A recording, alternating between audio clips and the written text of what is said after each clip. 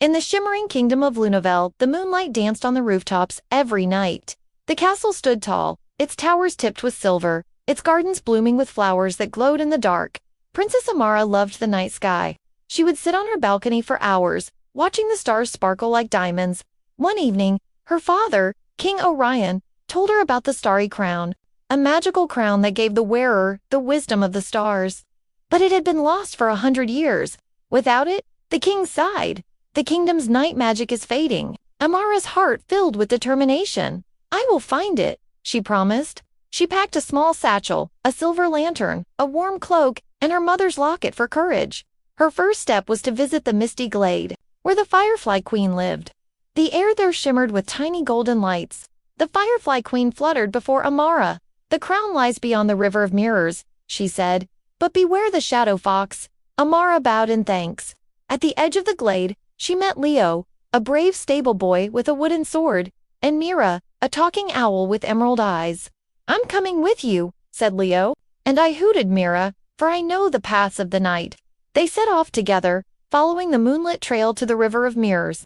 The river was still as glass, reflecting the stars so clearly it was hard to tell where the water ended and the sky began. They stepped onto silver lily pads, careful not to fall in. Halfway across, the water rippled.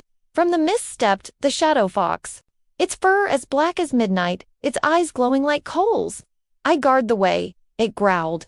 No one crosses without a challenge. What challenge? Asked Amara. A riddle, the fox replied. If you answer, you may pass. If not, you will turn back. The riddle was tricky, but with Mira's wisdom and Leo's quick thinking, they solved it. The answer is the moon. The shadow fox's eyes softened. You are worthy, it said, and it leaped away into the mist. On the other side of the river, they entered the crystal caves. Light bounced off the walls in every color of the rainbow. They climbed slippery steps, crawled through narrow tunnels, and finally reached a hidden chamber.